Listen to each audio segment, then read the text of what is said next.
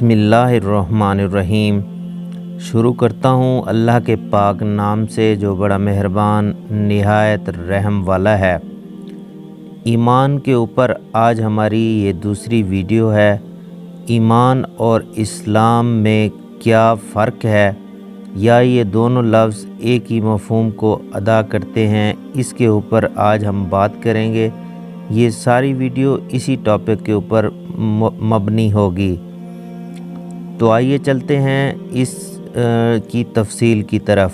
ظاہری مفہوم و مصداق کے اعتبار سے تو یہ دونوں لفظ تقریباً ایک ہی مفہوم کے لیے استعمال ہوتے ہیں، لیکن اس اعتبار سے ان دونوں کے درمیان فرق ہے کہ ایمان سے عام طور پر تصدیق قلبی اور احوال باطنی مراد ہوتے ہیں، جبکہ اسلام سے اکثر و بیشتر ظاہری اطاعت و فرما برداری مراد لی جاتی ہے۔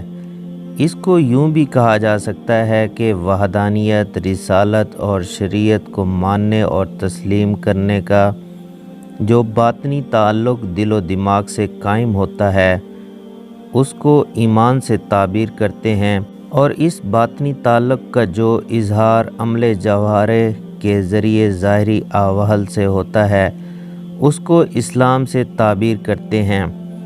ایک محقق کا قول ہے، تصدیق قلبی جب پھوٹ کر جوارح اعضاء پر نمودار ہو جائے تو اس کا نام اسلام ہے، اور اسلام جب دل میں اتر جائے تو ایمان کے نام سے موسوم ہو جاتا ہے۔ حاصل یہ ہے کہ حقیقت ایک بے مواطن کے اعتبار سے اس کو کبھی ایمان کہا جاتا ہے اور کبھی اسلام۔ اسی لیے ایمان اور اسلام ایک دوسرے کے لیے لازم و ملزوم ہیں۔ نہ تو ایمان کے بغیر اسلام معتبر ہوگا اور نہ اسلام کے بغیر ایمان کی تکمیل ہوگی۔ مثلاً کوئی آدمی 5 وقت کی نماز بھی پڑھے، ہر سال زکوٰۃ بھی ادا کرے، استطاعت ہو تو حج بھی کر ڈالے، اور اسی طرح دوسرے نیک کام کر کے اپنی ظاہری زندگی کو اسلام کا مظہر بنائے ہوئے ہو، مگر اس کا باطن قلبی تصدیق و انقیاد سے بالکل خالی ہو اور کفر و انکار سے بھرا ہوا ہو، تو اس کے لیے یہ سارے اعمال بیکار محض قرار پائیں گے۔ اسی طرح اگر کوئی آدمی ایمان یعنی قلبی تصدیق و انقیاد تو رکھتا ہو مگر عملی زندگی میں اسلام کا مظہر ہونے کی بجائے سرکشی و نافرمانی کا پیکر اور کافرانہ و مشرکانہ اعمال کا مجسمہ بنا ہوا ہو، تو اس کا ایمان فائدہ مند نہیں ہوگا۔ بعض اہل نظر نے ایمان اور اسلام کی مثال شہادتین سے دی ہے، یعنی جیسے کلمہ شہادت میں دیکھا جائے تو شہادت و وحدانیت الگ ہے اور شہادت رسالت الگ ہے، لیکن ان دونوں کا ارتباط و اتحاد اس درجے کا ہے کہ شہادت رسالت کے بغیر شہادت وحدانیت کارآمد نہیں، اور شہادت وحدانیت کے بغیر شہادت رسالت کا اعتبار نہیں۔ ٹھیک اسی طرح ایمان اور اسلام کے درمیان دیکھا جائے تو بعض اعتبار سے فرق محسوس ہوتا ہے، لیکن ان دونوں کا ارتباط و اتحاد اس درجے کا ہے کہ اعتقاد باطنی یعنی ایمان کے بغیر صرف اعمال ظاہرہ اسلام کھلا ہوا نفاق ہیں، اور اعمال ظاہرہ کے بغیر اعتقاد باطن کفر کی ایک صورت ہے۔ اسی لیے کہا جاتا ہے کہ ایمان اور اسلام دونوں کے مجموعہ کا نام دین ہے۔ ایمان کا مدار جاننے پر نہیں ماننے پر ہے۔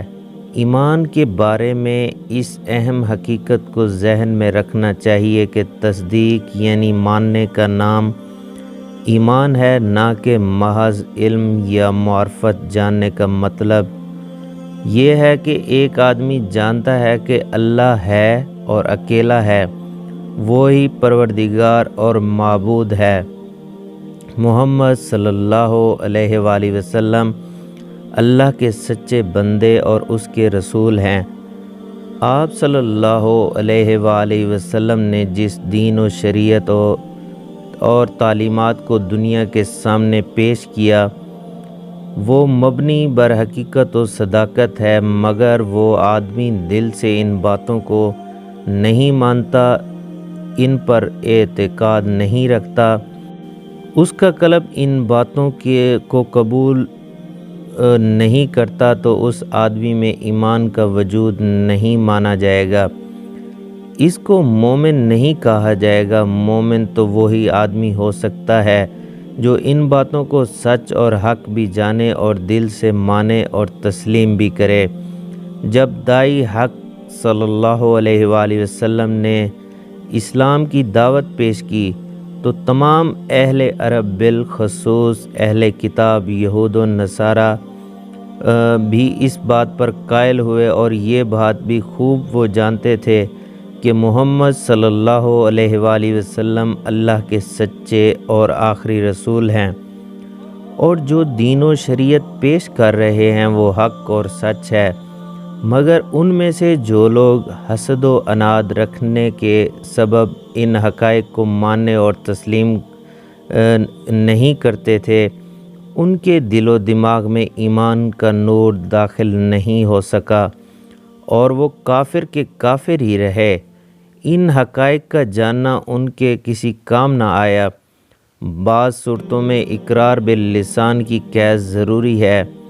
جن حقائق کو ایمان سے تعبیر کیا جاتا ہے ان کا زبان سے اقرار کرنا گو وجود ایمان کے لیے ضروری ہے، لیکن بعض حالتوں میں یہ زبانی اقرار باللسان ضروری نہیں رہتا۔ مثلاً اگر کوئی آدمی گونگا ہے اور اس کے قلب میں تصدیق تو موجود ہے لیکن زبان سے کوئی لفظ ادا کرنے پر قادر نہیں، تو ایسے آدمی کے بارے میں یہ حکم ہے کہ اس کا ایمان زبانی اقرار کے بغیر بھی معتبر مانا جائے گا۔ اسی طرح کوئی آدمی جانی خوف یا کسی واقعی مجبوری کی بنا پر زبان سے اپنے ایمان کا اقرار نہیں کر سکتا، تو اس کا ایمان بھی زبانی اقرار کے بغیر معتبر ہوگا۔ اعمال کی حیثیت وجود ایمان کی تکمیل کے لیے اعمال بھی لازمی شرط ہیں، کیونکہ تصدیق قلب اور زبانی اقرار کی وقوعیت و صداقت کا ثبوت اعمال ہی ہیں۔ یہی عملی ثبوت ظاہری زندگی میں اس فیصلہ کی بنیاد بنتا ہے کہ اس کو مومن و مسلمان کہا جائے۔ اسی بنا پر یہ حکم ہے کہ اگر کوئی آدمی دعوی ایمان و اسلام کے باوجود ایسے اعمال کرتا ہے جو خالصتاً کفر کی علامت اور ایمان و اسلام کے منافی ہیں، یا جن کو اختیار کرنے پر کافر ہونے کا یقین ہو جائے، تو وہ آدمی کافر ہی شمار ہوگا۔ اس کے اور ایمان کے جو وہ دعوے ہیں وہ غیر معتبر مانے جائیں گے۔ یہ تو ایک چھوٹا سا مختصر سا انٹروڈکشن تھا جو ہم نے آپ دوستوں کے سامنے بیان کیا ہے ایمان اور اسلام کے متعلق، اور اس سوال کا جواب جاننے کی ہم نے کوشش کی ہے، کیا ایمان اور اسلام میں کوئی فرق ہے بھی یا نہیں، یا یہ دونوں لفظ ایک ہی مفہوم کو ادا کرتے ہیں۔ تو امید کرتے ہیں کہ آج کی ویڈیو کے اندر آپ کو کچھ انفارمیشن ملی ہوگی۔ اگر ویڈیو اچھی لگی ہو تو اسے لائک کر دیں اور ہمارے چینل اسلام کی شان کو سبسکرائب کر دیں۔ اگلی ویڈیو تک کے لیے اجازت دیجیے۔ اللہ حافظ۔ السلام علیکم ورحمۃ اللہ۔